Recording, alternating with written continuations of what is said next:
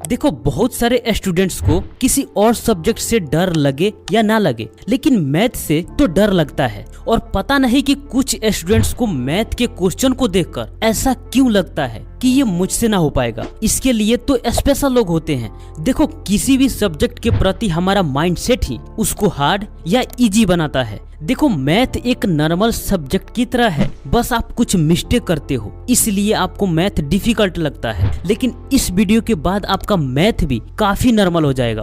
हो सकता है कि इसके बाद आप मैथ में बाकी सब्जेक्ट से अच्छा कर पाओ, और ऐसा हो सकता है 100%। देखो कोई भी सब्जेक्ट हार्ड तभी होता है जब वो हमारे पल्ले ना पड़ता हो, समझ में ना आता हो।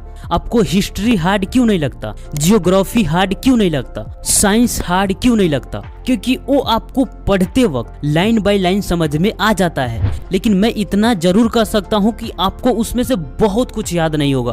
भले आप आंसर को 10 बार याद करके भूल जाओ, लेकिन आप इसे हार्ड नहीं बोलोगे। लेकिन मैथ एक ऐसा सब्जेक्ट है जिसको याद करने की जरूरत नहीं होती, बस कंसेप्ट को समझना और कुछ फार्मूले को याद करना होता है, और थोड़ी सी लॉजिक लगाकर आप किसी भी क्लास के मैथ को पूरा कंप्लीट कर सकते हो। अब मैं आपको बताऊंगा कि आप मैथ को इजी कैसे बना सकते हो, और जिनका मैथ इजी नहीं है वो कहाँ गलती कर रहे हैं। और हाँ, एक बात क्लियर कर दूं कि मैथ में मेहनत लगता है, और जो स्टूडेंट्स मेहनत करने से डरते हैं उनके लिए शायद मैथ नहीं है। अब आप इतना मत डरो कि मैथ में बहुत ज्यादा मेहनत लगता है, ऐसा नहीं है। आप बाकी सब्जेक्ट से थोड़ा ज्यादा समय दोगे तो आपका मैथ भी काफी इजी हो जाएगा।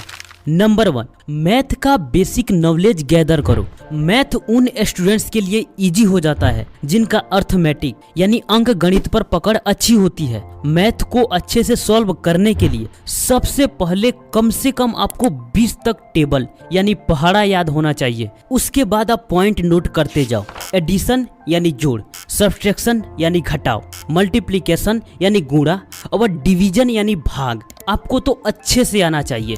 उसके बाद स्क्वायर एंड स्क्वायर रूट यानी वर्ग और वर्गमूल। उसके बाद एलसीएम एंड एचसीएफ। उसके बाद फ्रैक्शन यानी भिन्न, इसका भी जोड़ घटाव गुना और भाग होता है। उसके बाद simplification. Next cube and cube root यानी घन और घनमूल।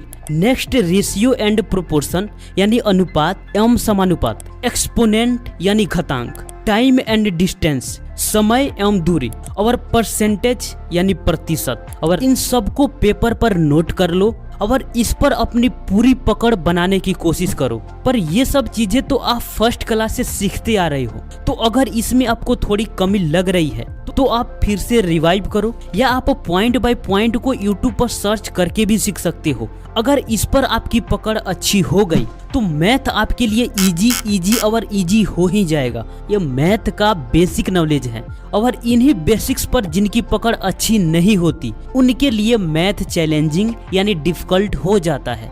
उसके बाद आप फार्मूला का नोटबुक बनाओ, क्योंकि आपके बुक में मैक्सिमम क्वेश्चन फार्मूला से ही सॉल्व होते हैं। तो आप जिस भी क्लास में हो, अगर आप मैथ पर पकड़ बनाना चाहते हो तो आप कोई भी चैप्टर सॉल्व करने से पहले अगर उस चैप्टर में फार्मूला दिए गए हैं तो सबसे पहले कॉपी में नोट कर लो, उसे याद करो, उसके बाद आप क्वेश्चन को सॉल्व करो। ये आपके लिए आसान हो जाएगा। वैसे भी अगर आप कोचिंग जाते हो या स्कूल जाते हो तो मैथ का मैक्सिमम क्वेश्चन टीचर ही सॉल्व करा देते हैं, पर फार्मूला तो वो आपके लिए याद नहीं करेंगे, आपको ही करना होगा। क्योंकि दोबारा प्रैक्टिस और एग्जाम में लिखने के लिए फार्मूला ही काम आएगा। जैसे आप एक छोटी सी एग्जांपल से समझो। अगर आपसे बोला जाए कि एक सर्कल का एरिया निकालो जिसका रेडियस 5 सेंटीमीटर है, तो आपके माइंड में सबसे पहले क्या आएगा? उसका फार्मूला। अगर फार्मूला याद है तो आप आसानी से सॉल्व कर लोगे और वो आपके लिए तो इजी होगा। लेकिन अगर फार्मूला याद नहीं है तो वही क्वेश्चन आपके लिए मुश्किल हो गया। तो सबसे पहले आपका काम है कि मैथ का बेसिक्स पर पकड़ बनाओ।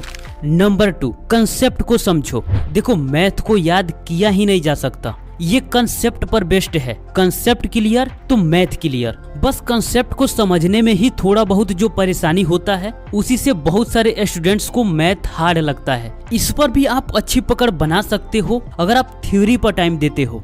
फॉर एग्जाम्पल, अगर आपसे बोला जाए कि आप राइट ट्रायंगल का एरिया निकालो यानी समकोण त्रिभुज का क्षेत्रफल निकालो जिसका हाइपोटेन्यूज 10 सेंटीमीटर और बेस 6 सेंटीमीटर है, तो सबसे पहले तो आपको ये पता होना चाहिए कि आखिर में समकोण त्रिभुज होता क्या है, इसका किस भुजा को कर्ण, किस भुजा को आधार और किस भुजा को लंब बोलते हैं। उसके बाद में अगर आपको इसका क्षेत्रफल निकालना है तो सबसे पहले इसका फॉर्मूला याद होना चाहिए 1/2 बेस इंटू हाइट। पर क्वेश्चन में हाइट का तो वैल्यू ही नहीं है, तो अब हाइट निकलेगा कैसे? तो फिर हम इसका फॉर्मूला ढूंढेंगे। तो इसका फॉर्मूला होता है height equal to root under hypotenuse square minus base square. अब इतना जब कर लोगे तो सिंपली अब आपको प्रोसेस को फॉलो करना है। अब यहाँ मैथ का बेसिक काम आएगा, गुना कैसे किया जाता है, रूट को कैसे हटाया जाता है, ये तो मालूम होना चाहिए। इसके बाद जब हाइट निकल जाए तब आप एरिया इजीली निकाल लोगे, राइट।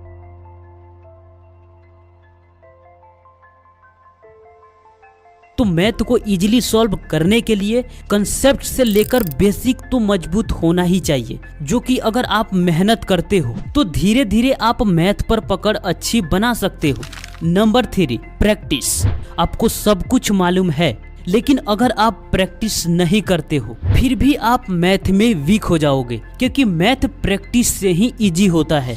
और जो लोग मैथ पर समय नहीं देते फिर वही बात आती है कि मैथ हार्ड है। अगर आप क्वेश्चन सॉल्व करते हो, अगर आपसे उसका राइट आंसर नहीं आता है तो इसका मतलब ये नहीं है कि आपके लिए मैथ तो हमेशा के लिए हार्ड ही है। ऐसा सबके साथ होता है, एक बार नहीं आता, 2 बार नहीं आता, तीसरी बार में आ ही जाता है। देखो, अगर आपको मैथ समझ में नहीं आता है तो आप किसी से भी हेल्प ले सकते हो, इसमें शर्म की कोई बात नहीं है, क्योंकि मैथ अपने आप समझ में नहीं आता, इसके लिए दूसरों का हेल्प लेना ही पड़ता है। अगर आप चाहो तो मैथ का ग्रुप डिस्कशन भी कर सकते हो, जिसमें एक दूसरे का प्रॉब्लम सॉल्व हो जाता है, या टीचर तो आपके लिए हमेशा अवेलेबल है, तो कोई दिक्कत की बात ही नहीं है। तो बस आपको मैथ का बेसिक्स नॉलेज मालूम होना चाहिए, कंसेप्ट को समझने के लिए थ्योरी पर ध्यान देना होगा, थोड़ा लॉजिक लगाना होगा और लास्ट में प्रैक्टिस करना होगा। आप जितना प्रैक्टिस करोगे मैथ आपके लिए उतना इजी बनता जाएगा। तो आप ये चीजें करो, फिर आप नहीं बोलोगे कि मैथ मेरे लिए हार्ड है।